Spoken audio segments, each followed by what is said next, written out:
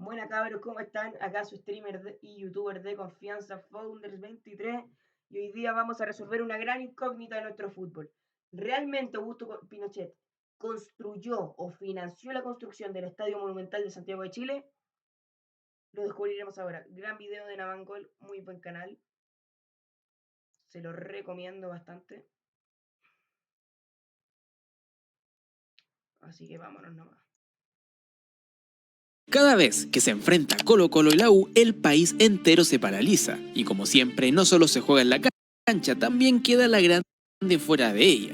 Y hinchas de un lado se burlan porque la U no tiene estadio, mientras que los del otro responden con una frase que con los años se ha convertido casi en dogma. El Monumental lo hizo Pinochet. Una afirmación que se repite generación tras generación, como si esto fuese una verdad incuestionable, un mito instalado en el folclore de nuestro fútbol chileno. Pero hoy quiero hacer algo que en este país no siempre es fácil, revisar la historia completa, con calma y con fuentes serias, no con relatos de barra ni consigna de redes sociales, porque la pregunta es simple: ¿el Monumental lo hizo Pinochet o es un cuento que se agrandó más que fichaje argentino en pretemporada? Para entender la historia, primero hay que viajar atrás, sí, bastante atrás. Año 1946, Colo-Colo compra su primer estadio en 5,5 millones de pesos, el Estadio de Carabineros, que se ubicaba en Balmaceda junto al río Mapocho. Era de madera, humilde pero propio. ¿Cuál era el problema? El suelo. El suelo era muy malo, inestable, era tan malo que no era factible la construcción de un gran estadio a largo plazo. Así que en 1955, casi 9 años más tarde, venden el estadio de Carabineros a 30 millones de pesos. Un año después, en 1956, el presidente Antonio Laván dice: cabros, el club necesita un estadio serio, grande y moderno. Se compra un terreno enorme en Macul, 28 hectáreas junto a Avenida 28, Departamental, y aquí nace el proyecto Monumental. Soñando en grande, 120.000 personas, sí, claro, 120.000, 120.000 personas. Igual, capaz que no todo el estadio iba a estar con asientos, pero ni siquiera el Bernabéu o el Camp Nou tienen esa capacidad. Y la va a tener el Monumental 120.000 personas. Bueno, una algo locura. así como un Maracaná chileno. Todo era estratégico, Antonio Laván tenía todo en su cabeza fríamente calculado. Él sabía que Chile sería sede del Mundial del 62. Así que la idea era apurar la obra en un plazo menor a 5 años, ofrecerlo como sede para dicho Mundial y con eso conseguir apoyo estatal para terminar el coloso deportivo Albo. Una de las primeras medidas de financiamiento que se llevaron a cabo fue la venta de un paquete de acciones dirigido a hinchas para financiar la construcción. Todo marchaba decente, digamos que bastante bien, era cumplidor. Hasta que en 1960, Chilito lindo y querido, se le ocurrió albergar el terremoto más grande jamás registrado en este fucking planeta. Y sí, hablo del terremoto de Valdivia, cuya magnitud fue de 9.5 con una duración estimada de 10 malditos minutos y un terremoto interminable que generó un terror y niveles de angustia Qué terrible. O sea, imagínate, lo más cercano a nuestra época, esto es el terremoto del 2010, que dudo que mucha gente que esté viendo esto o que vaya a ver esto lo haya vivido, pero hermano, 10 minutos. inimaginable. Y es que obviamente el país quedó hecho bolsa, pero dentro de toda la tragedia ocurrida tiempo después, hubo una buena noticia, y es que el Mundial, pese a la tragedia, se iba a hacer igual en Chile, pero solo con estadios ya construidos. Era una buena noticia para la población en general, pues iban a disfrutar de un evento mundial que les podía permitir estar distraídos por la tragedia antes ocurrida y por la dura vida del Chile de aquellos Pues se no clasificaba ningún gol. Pero bueno. años, pero los salvos no la pasaban para nada bien, pues con esta medida mundialera todo ese plan que tenía Antonio Lobán se fue al carajo por algo que nunca pensó que podía pasar: el terremoto más grande del mundo. El resultado, el Monumental quedó a medio hacer con el 75% de la obra gruesa lista y años de abandono total por delante.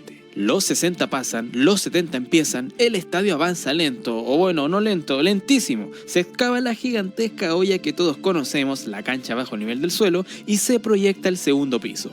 En 1971 se anunció que se realizarían estudios para finalizar las obras de la construcción del estadio, y se complementaría a otras obras realizadas de cara a los Juegos Panamericanos de 1970. Ahora que me pongo a pensar en los Panamericanos del 2023, Tampoco se usó el Monumental, pues, weón. A ver, Nacional, Sausalito y Elías Figueroa, si no me equivoco. Así los estadios que se ocuparon. No solo para fútbol. Pero, hermano, ni siquiera el Panamericano, weón. O sea, imagínate. 75 que inicialmente se realizarían en Santiago. Pero cuando se trata de obras y proyectos a realizar, el Estadio Monumental parece maldito. Pues los Juegos Panamericanos nunca se pudieron jugar en Santiago por el golpe de estado de 1973. El recinto de Colo-Colo se No te puede pasar eso. Y encima, empieza la construcción del estadio. El terremoto más grande de la historia. Ya lo tienen listo. Prácticamente listo. Se cancelaron los Panamericanos. Impresionante. inaugura a medias en 1975 tras la venta de Carlos Caselli al Levante de España con una ceremonia simbólica en medio de las celebraciones del cincuentenario de Colo-Colo. Pero el estadio no estaba a la altura, sin baños dignos, sin asientos, sin accesos. El entre comillas nuevo estadio del Cacique dejaba mucho que desear. Después de su inauguración, se jugaron solo 5 partidos más. Al poco tiempo, Colo-Colo vuelve al Nacional, sueño congelado otra vez. Es decir, hasta este punto ya pasaron alrededor de 30 años. Que fuera como el Inter y el Milan, weón, que comparten cancha. Imagínate si pasara acá con la U y el Colo. Como acá no se permiten chavos visitarte en los clásicos así, weón, imagínate. No. Lo que sería De historia, y todavía no existe dictadura ni Pinochet en el cuento. Vale decir que el Monumental es un proyecto viejo, caro y, por qué no decirlo, lleno de frustraciones. Durante los 70 ocurrieron varias cosas, nuevos problemas económicos, el club es intervenido, se nombra a Pinochet como presidente honorario, título que históricamente quedó marcado como vergüenza. Nunca he pensado que esto es verdad. Ahora que llegamos justo a la mitad del video. Nunca he pensado que esto es verdad. Pero yo si fuera chuncho, que yo soy de O'Higgins, no soy... Yo si fuera chuncho y me dicen esto, weón, y yo me llego a enterar de esto, pensaría lo mismo. O sea, si no estuviera enterado tanto, yo pensaría lo mismo. No es por ser abogado del diablo, pero... Si nombran como presidente honorario del club a Pinochet y después dicen que no les construyó el estadio, es difícil de creer, aunque tenga razón. Para muchos colocolinos, y ahí nace la asociación simbólica que después se convertiría en mito futbolero. Pero ojo, título honorario no es pago un estadio, es política, no infraestructura. Según el mismo expresidente de Colo-Colo, Peter Dragicevic, afirmó que él, como manda más del club, nunca hizo... Es que también está la desinformación, pues. Como que a veces la gente piensa que por tener un pequeño cargo, por ejemplo, hay gente que piensa que Pedro Ruminot, por poner un ejemplo en Colo-Colo, es parte de la dirigencia y él es solo miembro del club social.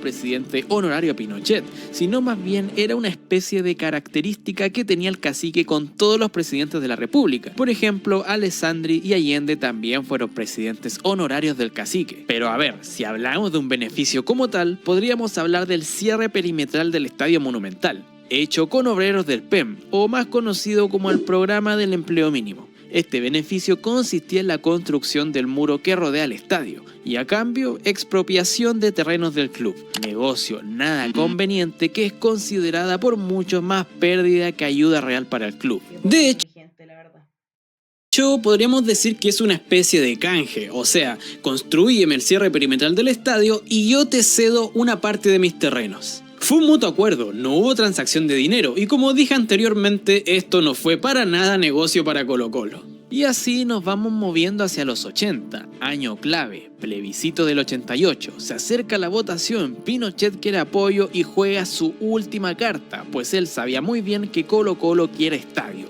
El presidente del club... Un movimiento populista, si se puede decir así, hermano.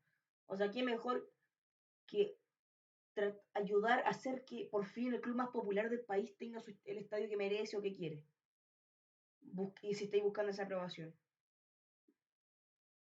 Peter Dragicevic es invitado a la moneda y ahí ocurre lo que prendió fuego a la historia. Pinochet promete 300 millones de pesos para terminar el Monumental 4 días antes del plebiscito. Los Los diarios hacen portada, los hinchas se ilusionan, los rivales toman nota y listo, mito nacido.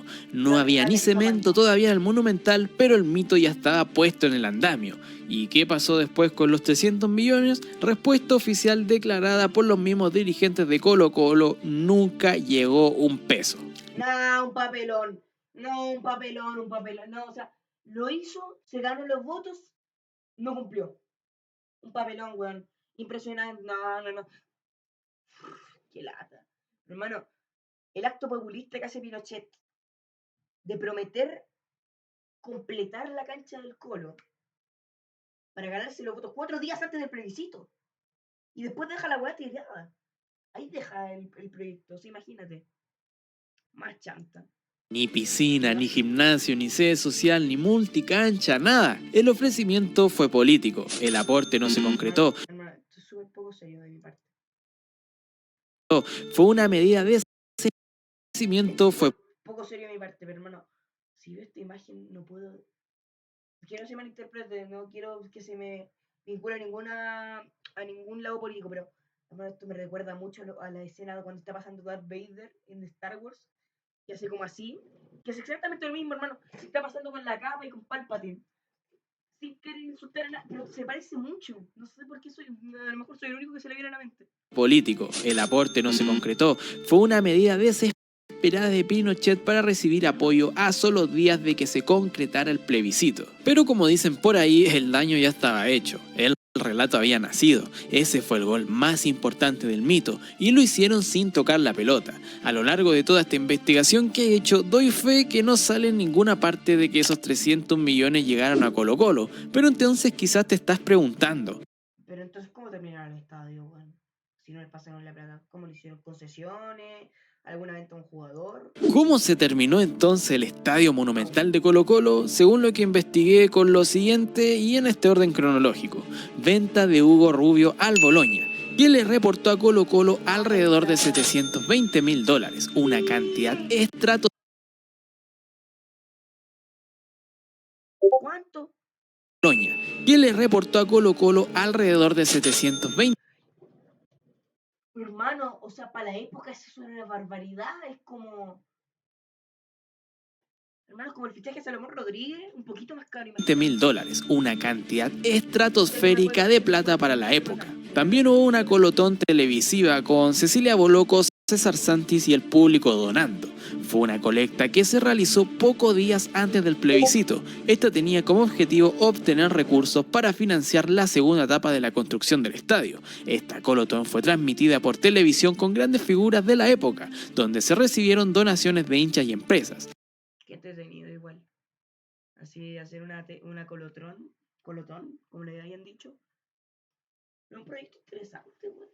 Se podría hacer harto. Los clubes podrían organizar cosas así. Ponte tú, pero en su región nomás. Y si son clubes más populares como la Católica o la Chile, dale. Pero así un evento regional, ¿cachai? No sé cómo. Pongamos un ejemplo, Cobreloa y en la tele pública de Calama, si es que tienen, lo promocionan y le hacen, bueno, que sería bacán. La meta era de 180 millones de pesos, meta que fue superada, pues se recaudaron 197 millones. También hubieron sponsors privados peleándose por exclusividades por 5 años, venta de palcos, acciones y alianzas comerciales. Todo lo anteriormente pagó el cemento, la galería, los accesos y la terminación del proyecto. Por eso, el Monumental se reinaugura el 30 de septiembre de 1989 lleno, contra Peñarol, con un Bartichotto marcando el primer gol en el estadio finalizado. Eso fue un año después de la famosa promesa estatal incumplida. Entonces, ¿por qué creo yo? Hermano, imagínate tantos años esperando que el estadio se complete y empezarlo con un triunfo ante Peñarol. ¿Que el mito sigue vivo? Porque el fútbol no es lógico, es tribal, es emocional, pero principalmente porque el título honorario existió, el ofrecimiento de dinero existió, la portada en los diarios también existió, el plebiscito existió, pero la plata no existió. Es el combo perfecto para una historia fácil de repetir. Lo más importante, la plata que le debería haber llegado a Colo-Colo, eso nunca pasó. Pero difícil de borrar, y en el folclore del fútbol chileno, un mito bien contado es más potente que 10 libros de historia. Así que aquí estamos, décadas después, con un monumental real, vivo, amado por unos, odiados por otros y un mito que se resiste a morir. Tú, que estás viendo este Si quieren matarme en los comentarios o en el colegio o donde sea, mátenme. A mí nunca me ha gustado como Estadio Monumental. No lo digo porque sea feo, pero es que en seguridad no. Está mal la estructura. No está pensado para una hinchada tan brava como la que tiene Colo Colo.